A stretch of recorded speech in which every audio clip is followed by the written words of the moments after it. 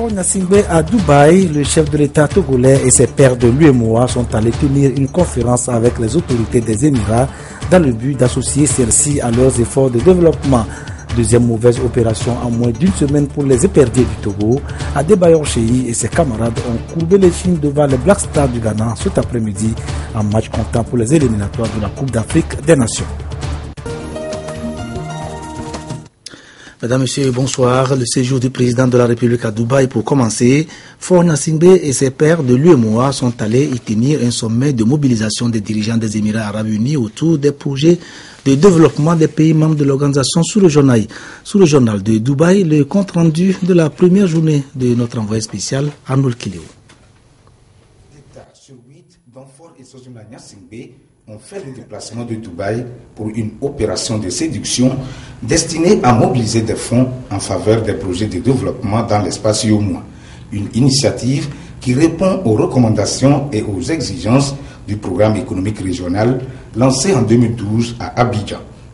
En peloton de tête figurent les infrastructures routières, 4500 km de lignes ferroviaires et les corridors inter-États, l'eau, l'énergie et surtout la sécurité alimentaire ont constitué l'essentiel des engagements signés.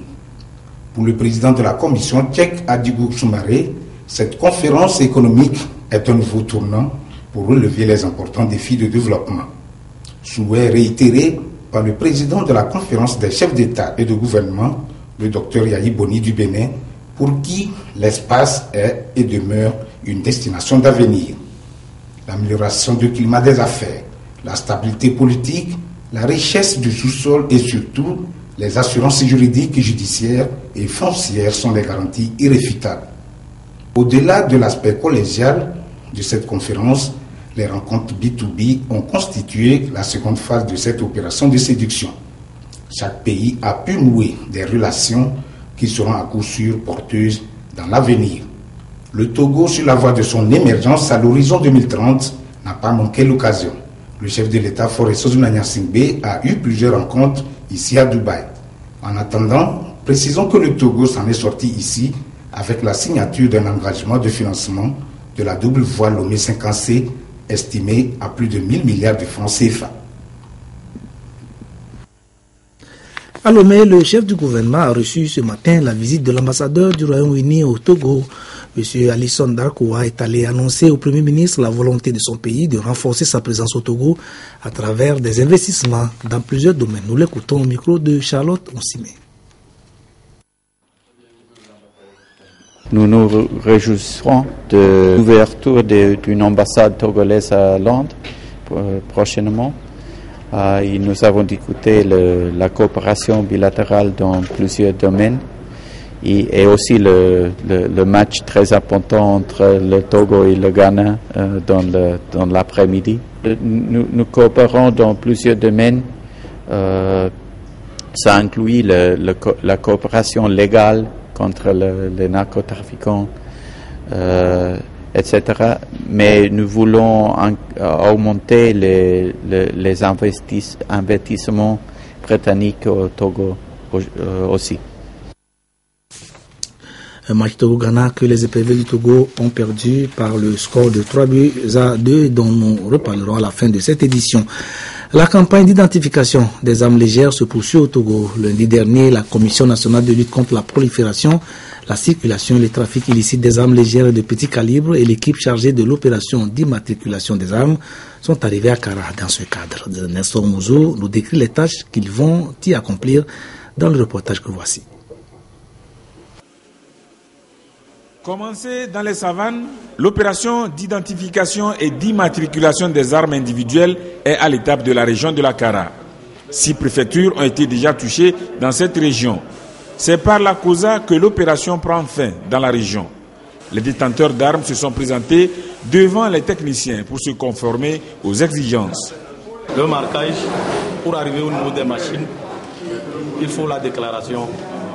Après la déclaration, vous venez au niveau de la machine, nous mettons le logo. C'est le logo porte l'Afrique et la CEDEAO. Après le logo, vous passez sur l'autre machine, on vous imprime le numéro qui comporte TG, ça veut dire Togo, en plus le numéro de série. Nous sommes dans la région de la Kara, donc le numéro se termine par la lettre K. L'opération est menée sous la conduite de la CNL-PAL, Commission nationale de lutte contre la prolifération, le trafic et la circulation illicite des armes légères et de petit calibre. Nous avons essayé dans un premier temps de mener des tournées de sensibilisation et nous avons également essayé de faire diffuser les communiqués par les radios rurales, par la radio régionale aussi, Radio Kara, et aussi par les autorités locales qui sont les préfets et les chefs cantons. Aujourd'hui, je peux dire que l'ordre est revenu et la compréhension est revenue et la population sort massivement pour présenter leurs armes en vue de leur marquage.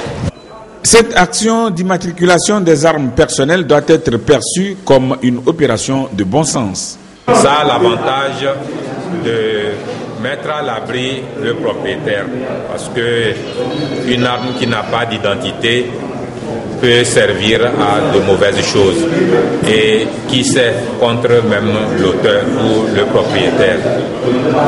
S'il se fait que cette arme disparaisse ou du moins est perdue ou se retrouve dans une autre localité ou dans un autre pays, au moins on a la chance de retrouver ces traces. Depuis avant-hier, je suis venu enregistrer mon arme. On m'a dit de ramener mon arme, revenir aujourd'hui avec ça.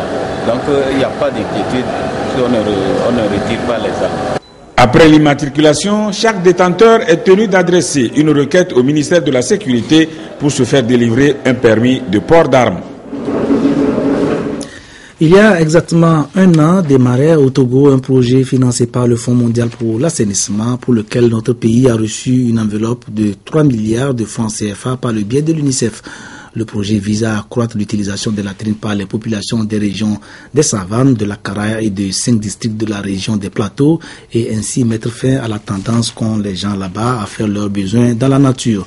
Pour permettre aux services techniques du ministère de la Santé de procéder au suivi de l'exécution de ce projet dans les meilleures conditions, un lot de matériel roulant et bureautique leur a été remis cet après-midi lors d'une cérémonie dont le compte-rendu nous est fait ici par Nathalie Paneghe.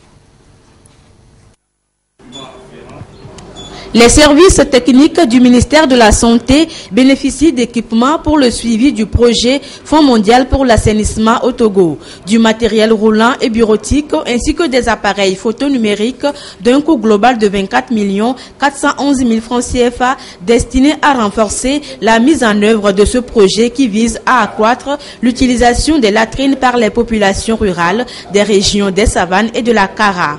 5 districts de la région des plateaux, Wawa, Akebu, Amou, Dani et Moyen Monon, où les indicateurs en matière d'hygiène et d'assainissement restent faibles, sont aussi concernés. L'appui est important et il va consister à impliquer les populations, les familles et les populations rurales dans la mise en œuvre de ce projet. Le projet a été signé en septembre 2013 et a fait bénéficier au Togo environ 3 milliards de francs CFA à travers l'UNICEF. Il vise surtout à amener 1 206 000 personnes de 2200 communautés rurales à mettre fin à la défécation à l'air libre et à adopter des comportements favorables à la santé.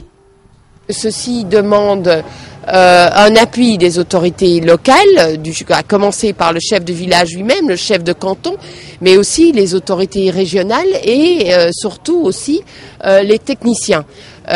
D'où l'intérêt d'avoir cet équipement qui va permettre ce suivi régulier dans les différents villages. Selon l'enquête Mix 4 réalisée en 2010, seulement 11,8% de la population rurale au Togo utilise des latrines. Il ne sera pas question de leur construire des latrines, mais de les amener à comprendre la nécessité de vivre dans un environnement sain et à disposer de latrines au sein de la cellule familiale. Un reportage présenté par Clarisse Atticle. Ceci nous amène à aborder le volet santé de cette édition. L'apparition de la fièvre hémorragique à virus Ebola et les ravages qu'elle occasionne dans la région a failli nous faire oublier que la communauté internationale mène depuis des décennies une guerre sans merci contre deux fléaux qui sèment eux aussi mort et désolation sur la planète. Il s'agit du sida et de la tuberculose. Deux réunions sont respectivement consacrées à ces deux maladies cette semaine au Togo. La première qui s'est déroulée à Kpalimé rassemble une centaine, la première se déroule à Kpalimé et elle rassemble une centaine d'acteurs de lutte contre le VIH-Sida invités à valider un plan opérationnel d'éradication de la pandémie. L'objectif est d'arriver à définir dans un esprit consensuel les grands axes stratégiques répondant aux normes de troisième génération pour la réalisation de l'accès universel aux soins. Reportage Apollinaire Kadanga, Sylvain Aboudou. Cet atelier de validation du plan opérationnel de lutte contre le VIH-Sida sur la période 2014-2015 est une suite logique du forum des partenaires du Conseil national de lutte contre le sida et des IST tenu en juin dernier. Ce forum a fait des recommandations dont celles relatives à l'élaboration d'un plan de mise en œuvre des stratégies de riposte à la maladie. Cette étude... Quelques rayures sur la bande magnétique qui a enregistré ces images. Nous en reparlerons certainement dans le courant de cette édition ou alors dans nos éditions de demain. Autre fléau, autre plan stratégique de lutte. Ici, il s'agit de la tuberculose dont le document soumis à validation définit le programme à mettre en œuvre en vue de réduire la mortalité liée à cette maladie d'ici 2035 et trouver des solutions pour pallier sa co-infection avec le VIH. Précision, Kwasiglé, Isidore Koubatine. Maladie infectieuse, la tuberculose demeure une pathologie dangereuse et mortelle. Elle tue selon l'OMS environ 3 millions de personnes chaque année dans le monde. Face à la menace, un programme de lutte a été lancé au Togo en 1992. Il a permis de réduire le taux de mortalité de 13 à 5% sur la décennie 2003-2013. Aujourd'hui, il est question de définir un nouveau plan de lutte sur la période 2015-2019 et qui devra s'étendre jusqu'à l'horizon 2035. Ce nouveau plan stratégique se veut vraiment très ambitieux dans le sens où on veut réduire d'au moins 50% la mortalité liée à la tuberculose d'ici 2035. C'est un objectif assez ambitieux quand on sait aujourd'hui que la mortalité liée à la tuberculose est un peu boostée par la survenue de l'épidémie au VIH, de l'infection au VIH. Donc la problématique de la co-infection TB-VIH devient une urgence et un problème très sérieux. Et dans ce nouveau plan, la lutte contre la co-infection TB-VIH a été vraiment prise en compte et cette lutte sera renforcée. Avec ce nouveau plan stratégique de lutte contre la tuberculose, l'on pourra espérer connaître un recul encore plus considérable de la contamination au bacille de coque au Togo pour le grand bien des populations. Le comité de pilotage du rapport national sur le développement humain vient de tenir une réunion technique avec les représentants des services impliqués pour procéder à la synthèse du rapport sur l'industrie et l'artisanat en vue de sa validation. L'élaboration de ce document vise un objectif spécifique, faire entrer ces secteurs dans une dynamique de promotion et de développement socio-économique au Togo. Sylvain Aboudou. Le secteur industriel dans le développement socio-économique emploie 15% des actifs et contribue à 23% du PIB, selon une enquête réalisée par le comité de pilotage du rapport national sur le développement humain RNDH. Pour accroître ce potentiel, des efforts sont en train d'être fournis, en témoigne l'élaboration de ce rapport thématique sur l'industrie et l'artisanat, rapport soumis ici à validation. Nous avons, au niveau du comité, choisi ces deux secteurs-là, qui sont des secteurs clés pourvoyeurs d'emploi et de création de richesse, pour qu'on fasse un diagnostic fouillé du secteur et voir quelles sont, si vous voulez, les pistes susceptibles d'engranger, si vous voulez, une croissance plus forte mais aussi un artisanat qui est respectueux de l'environnement, une croissance inclusive et durable. La validation de ce document vise à apprécier et encourager les secteurs industriels et artisanaux, leur potentiel et leur capacité de développement et de pourvoyeurs d'emplois. Une démarche que soutient le PNUD pour justement impulser ce secteur à jouer pleinement leur rôle. L'emploi décent ne peut venir que de l'industrie ou de l'artisanat. Donc la question, c'est de savoir, dans le cas du Togo, qu'est-ce qu'il y a lieu de faire pour que l'industrie et l'artisanat soient réellement porteurs d'emplois au niveau de l'ambition affichée par les décideurs au plus haut niveau continental. Donc c'est un thème qui est parfaitement dans l'air du temps et qui se justifie pleinement. L'aboutissement de ces travaux va également permettre d'éveiller les consciences, inciter les décideurs à s'appesantir beaucoup plus sur ces secteurs porteurs d'emplois. Ce qui d'ailleurs nécessite une meilleure organisation et une professionnalisation de l'industrie artisanale dans son ensemble. À 3 semaines de la reprise des classes pour le compte de l'année scolaire 2014-2015, la question de la qualité du système éducatif togolais domine les débats dans les milieux éducatifs. Le but de tout système éducatif étant de fabriquer dans les écoles des têtes bien faites et non des têtes bien pleines. Il est question de revoir si possible les programmes d'enseignement. Comment s'y prend-on au Togo pour atteindre cet objectif qualité dans la transmission du savoir aux élèves et de quels atouts les responsables de l'éducation disposent-ils pour y arriver? Réponse, Nathalie Panegué. La qualité de l'enseignement dispensé aux élèves contribue de façon décisive à l'apprentissage et au développement humain. L'éducation de qualité est donc celle qui permet à tout le système éducatif, qu'il soit public ou privé, d'être rentable. En ce sens, il faut certains atouts pour atteindre cette qualité requise. C'est d'abord essentiellement des infrastructures, les infrastructures d'accueil. Et comme je parlais de nombre, eh bien aujourd'hui nous pouvons dire que pour la rentrée 2014-2015, nous avons plus de 1025 nouvelles salles de classe disponibles pour la rentrée sur l'ensemble du Togo. Et nous avons également pris soin de toucher, de réhabiliter un certain nombre de bâtiments scolaires. Nous avons aussi équipé ces infrastructures, près de 25 000 tables-bancs qui sont apprêtés pour la rentrée 2014-2015. Pour cette rentrée, près de 2 millions passés, 2 300 000 je crois, de jeunes qui vont arriver. Et au même moment aussi, il nous faut avoir des effectifs d'enseignants qui puissent répondre justement à cela. À la date d'aujourd'hui, nous comptons près de 31 000 enseignants qui vont prendre fonction. S'il est vrai que la construction des infrastructures scolaires et l'augmentation du nombre d'enseignants sont aussi des conditions pour une éducation de qualité, l'autre facteur fondamental reste la qualification des enseignants. Les enseignants de qualité, c'est des enseignants bien formés. Et le gouvernement a fait l'effort de doter notre pays pour cette rentrée 2014-2015 essentiellement des ENI, des écoles normales d'instituteurs. On en a une dans chaque région. Pour cette année 2015, eh bien, ces infrastructures seront toutes opérationnelles. Et c'est pour ça que nous avons lancé un concours de recrutement qui va nous permettre de prendre 1800 enseignants sur l'ensemble du territoire national et de les former pour justement répondre à ce besoin de qualité.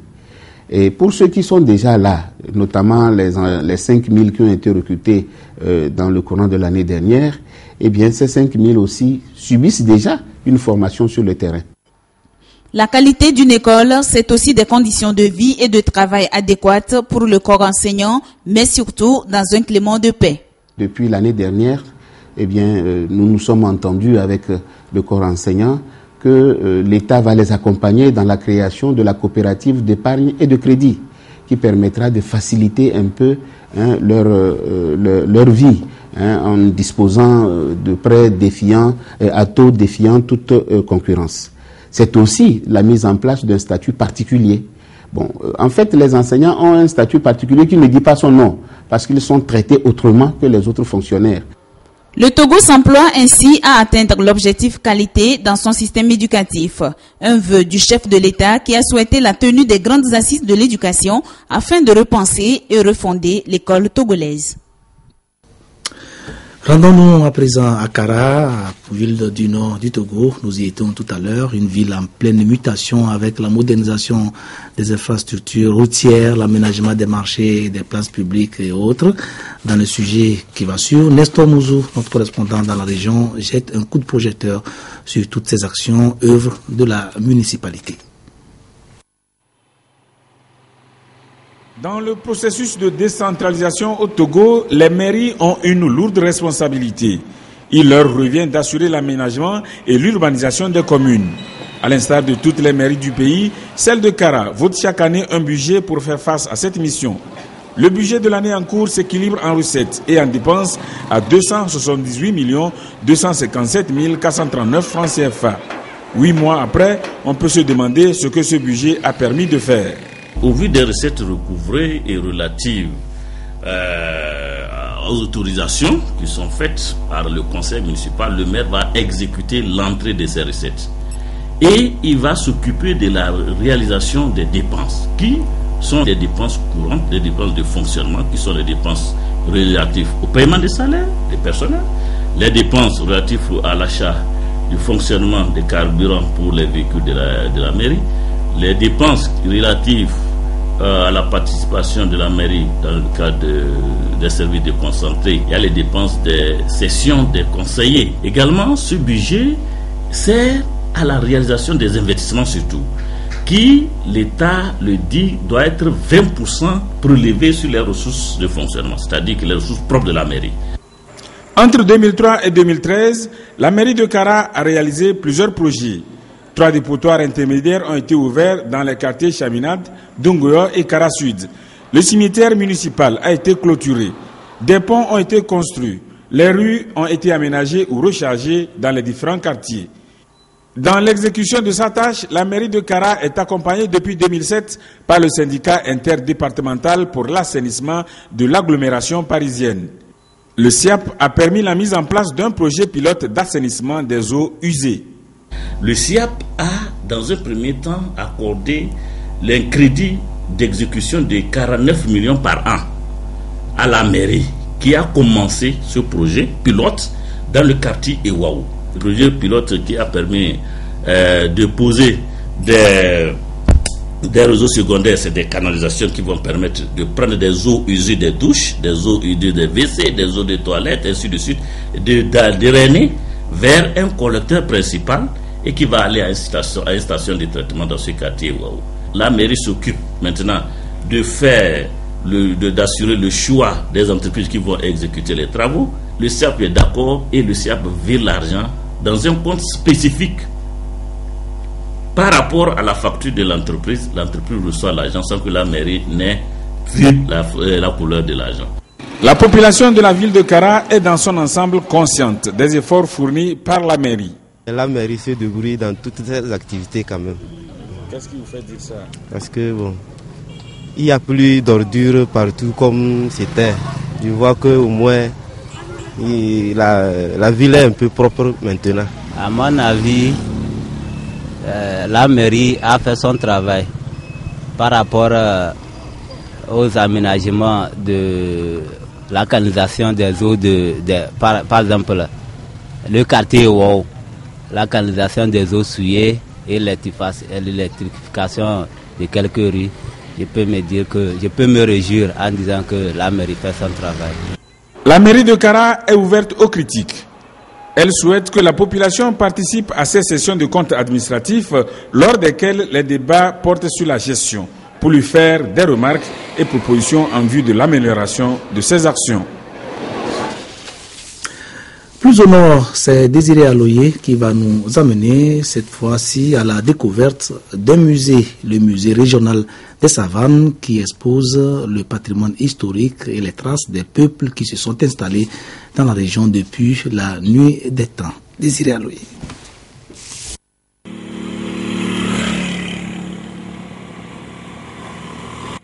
Le Togo, pour développer son potentiel économique, s'active sur plusieurs plans porteurs de croissance. La politique culturelle s'inscrit dans une vision de valorisation des faits traditionnels, les sites touristiques, les musées et autres. Un secteur qui attire de plus en plus les touristes. Le musée régional des Savanes est une richesse culturelle, un autre monde qui fait vivre le quotidien de l'ancienne époque des peuples Moba, Gourma Tchokosi, Anoufo et autres. Au musée régional des Savanes, nous avons un peu de tous les objets, des objets de poterie, nous avons des peintures, et des posters des chefs, nous avons des sculptures, nous avons des outils de la forge, ainsi de suite. Nous avons par exemple le boubou du chef Barnabo, qui était un boubou de protection, donc qui lui permettait, quand il le portait, de pouvoir donc éteindre l'incendie. Nous sommes à mi-août et pour le compte de ce mois, 13 touristes ont fait le déplacement de ce musée pour satisfaire leur curiosité, s'informer sur la vie des peuples de la région des Savanes. En fait, c'était vraiment très bien. Il y avait plein de choses, c'était très complet et on a eu des explications très claires et enrichissantes. C'est une belle entrée en matière pour savoir ce qui est au niveau historique et les particularités. C'est vraiment chaleureux et accueillant comme pays. Je pense que ce soit dans toutes les régions qu'on a traversées au Togo, on était bien reçus et ça s'est bien passé. Malgré quelques difficultés relevées, l'on garde toujours l'espoir. Le département de la culture est à pied d'œuvre pour donner plus d'éclat à ce secteur, un moyen de croissance économique. Le musée est très bien fréquenté. Nous souhaitons par cette occasion auprès des autorités qui ne cessent donc d'abattre d'énormes boulots pour pouvoir donc doter nos musées des infrastructures modernes, de pouvoir donc appuyer le musée en de matériel. Nous avons besoin donc de la formation. Donc si l'autorité pouvait, Madame la ministre qui se bat chaque jour, je sais qu'elle pense à ce musée et elle pense à tous les musées du Togo pour quand même que le professionnel du musée soit quand même outillé, qu'on reçoive donc une formation, qu'on ait plus de moyens pour pouvoir essayer donc de restaurer les objets qui sont ici. Faites un tour alors au musée régional des Savanes à Dapaon pour se frotter avec la culture de la région et découvrir la richesse culturelle du milieu. Une simple curiosité qui vous plonge dans un rêve et détend votre esprit. L'heure du pèlerinage à la Mecque a sonné pour les fidèles de l'islam. Au Togo, ils seront encore plusieurs centaines à effectuer ce voyage sacré cette année. La première vague doit être d'ailleurs sur le point de prendre les airs à l'heure où nous parlons. Ce matin, une prière a été dite pour implorer la grâce d'Allah sur eux afin que le séjour leur soit excellent. Le président de l'Union musulmane du Togo, M. Hinoussa Bouraïma, s'est exprimé au micro de Carmen Madié Akako à l'issue de la prière.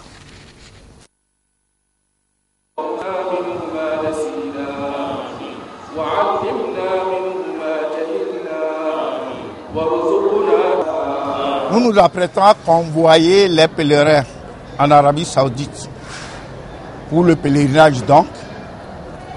Et la première action à mener dans ce genre de choses, c'est d'implorer le secours d'Allah le Tout-Puissant pour que nos pèlerins puissent voyager en bonne santé, atteindre les lieux, et on demande à Dieu de leur permettre de revenir également et retrouver leur famille en bonne santé.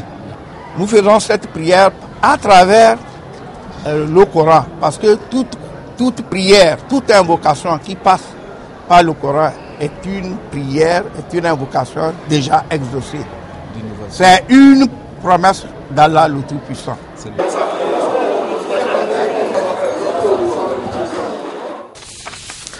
Pour faciliter le séjour en Terre Sainte aux pèlerins togolais, Togo Cellulaire leur a offert des kits de voyage, des articles que la compagnie de téléphonie mobile a remis aux responsables du comité d'organisation du pèlerinage hier dans ses locaux à Lomé. Medina Bacha Salami.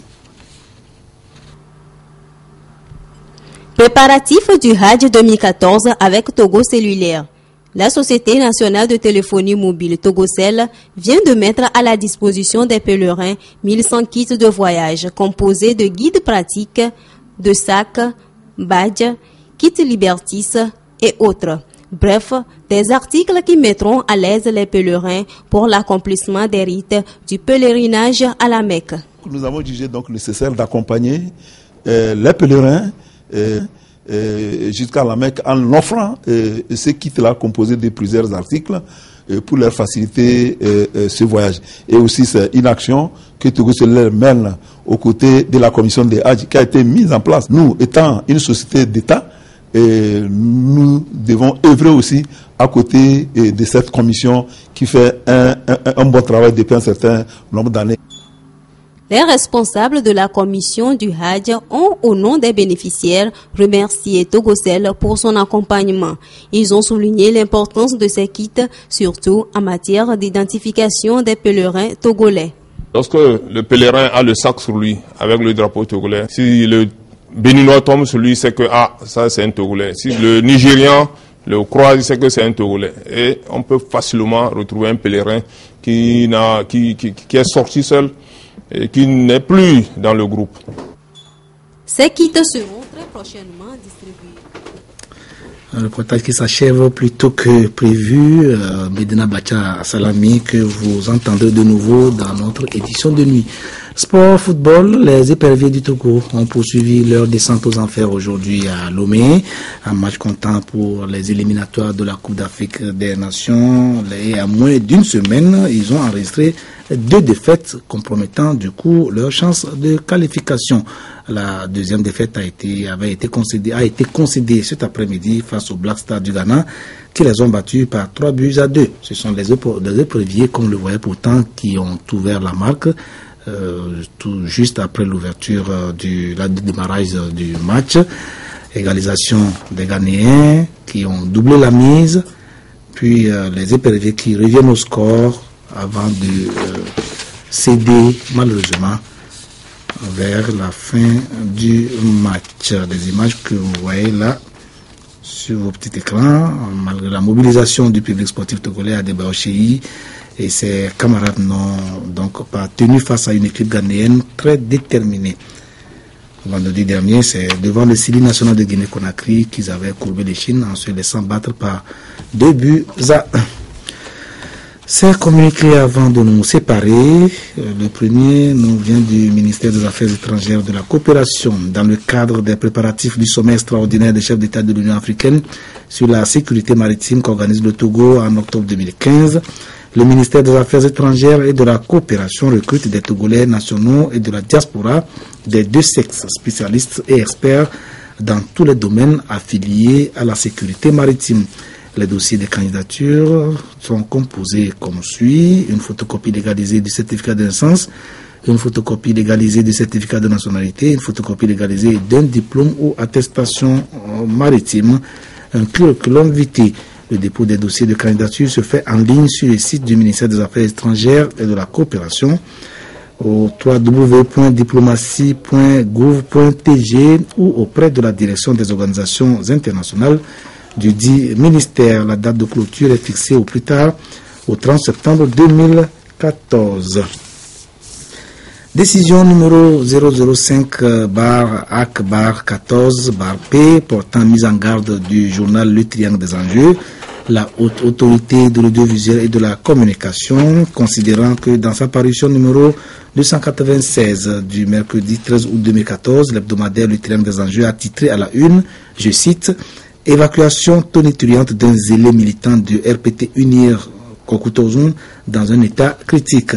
Considérant que le journal Le Triangle des Enjeux a repris à son compte un article du site africaexpress.info dans lequel le président de la haute autorité de l'audiovisuel et de la communication a été qualifié de zélé lâché par le régime qui le sert, fin de citation, et soutient sans aucune vérification, je cite, qu'il doit son salut à l'intervention d'un homme d'affaires proche du pouvoir et originaire de la même préfecture que lui, fin de citation.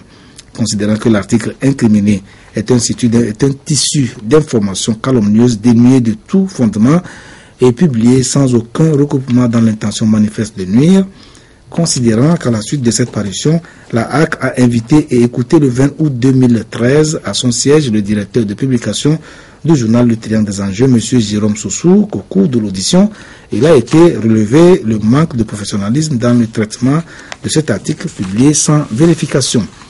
Considérant que malgré les recommandations à lui faites par la HAC, le journal Le Triangle des Enjeux a récidivé en revenant dans sa parution numéro 299 du 3 septembre 2014 sur le même sujet, en attribuant cette fois-ci des propos mensongers aux membres de la HAC, à savoir, je cite, « Le président prend le temps de se reposer, il évite toutes les visites.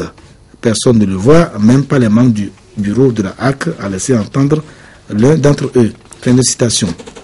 Qu'il y a lieu de rappeler que la HAC a pour mission de veiller au respect des règles déontologiques et d'éthique en matière d'information et de communication, que l'attitude du directeur de publication du journal Le Triangle des Enjeux est un défi à l'autorité et viole les dispositions de l'article 62 du Code de la presse et de la communication, qu'en conséquence et eu égard à tout ce qui précède, la haute autorité de l'audiovisuel et de la communication, conformément à la loi, après en avoir délibéré en sa séance du mercredi 10 septembre 2014, décide, article 1er, la mise en garde du journal Le Triangle des Enjeux pour publication de propos calomnieux, mensongers et déformation des faits. Article 2, la présente mise en garde notifiée au directeur de publication peut servir et valoir ce que de droit. Article 3, la présente mise en garde qui prend effet à compter de sa date de signature est rendue publique et publiée au journal officiel de la République togolaise, fait à Lomé le 10 septembre 2014 pour le président et par ordre le vice-président Diagou Balogu, donc ont signé les membres de la HAC. C'est la fin de cette édition. Merci de nous avoir suivis. Retrouvez Isidore Koubatine à 22h30 pour notre édition de nuit. Voici le rappel des titres pour nous séparer.